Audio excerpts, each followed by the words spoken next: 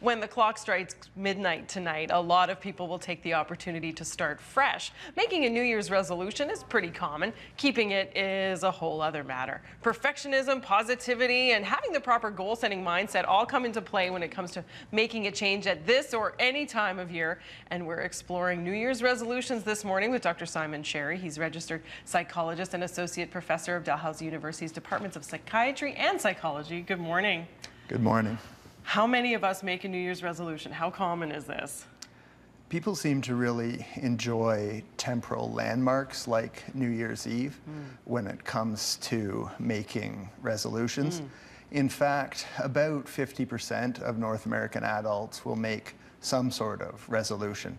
And among those who do resolve to change, people tend to make on average about 3 different New Year's resolutions. Oh, really? Okay, so not just 1, but 3.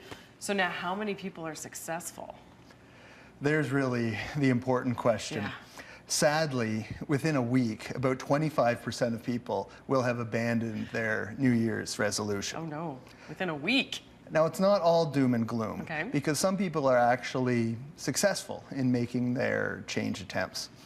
And we'll see that about 40% of people can keep up their New Year's resolution for at least 6 months. Okay, so half of the year.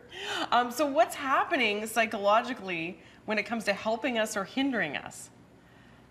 It's very difficult to initiate and to maintain behavior change. I can share with you, though, a few tips that might be helpful for people as they pursue their New Year's resolutions. One is to monitor your progress toward your goal. It's helpful to write it down and to self-monitor as you move towards obtaining your goal. Beyond that, I'd encourage people to put their smartphone to use. Some sort of a text, an email, or an app can serve as a cue, a prompt, or a reminder to help you stay on track as you make the desired behavior changes. Science is also telling us that self-compassion is very helpful when it comes to making changes. If you can extend a little bit of acceptance or kindness towards yourself, it seems like that helps people stay on track. So it sounds like you shouldn't beat up on yourself if you're not doing as well as you thought you should be. Absolutely, compassion can go a long way. There's also this idea of what we might call implementation intentions. It's good to have an action plan when it comes to making changes.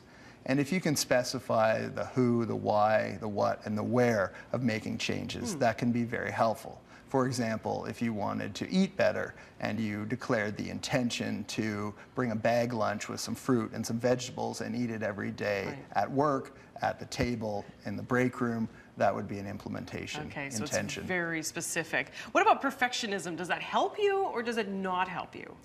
Perfectionism is certainly a double-edged trait. On the one hand, perfectionism is associated with task focus and resourcefulness, and that can, in some key ways, promote achieving your goals. On the other hand, there's certainly a dark side to perfectionism. It's associated with self-criticism, procrastination, and fear of failure, and that can trip people up along the way to achieving their goals. So in the end, I mean, we get so stressed out about setting resolutions and keeping them. Is there a way to prevent that stress from happening? You could certainly not set any resolutions. Okay, that'll do it. But other than that, I mean, I guess it goes back to kind of the self-acceptance and being kind to yourself.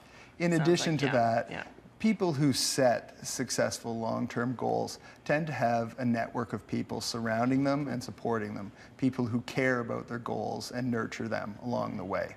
So get other people involved in your resolution. Thank you so much for this. Thank you for having me. I really appreciate it. I won't ask you what your resolution is. We'll keep that a secret, maybe for now.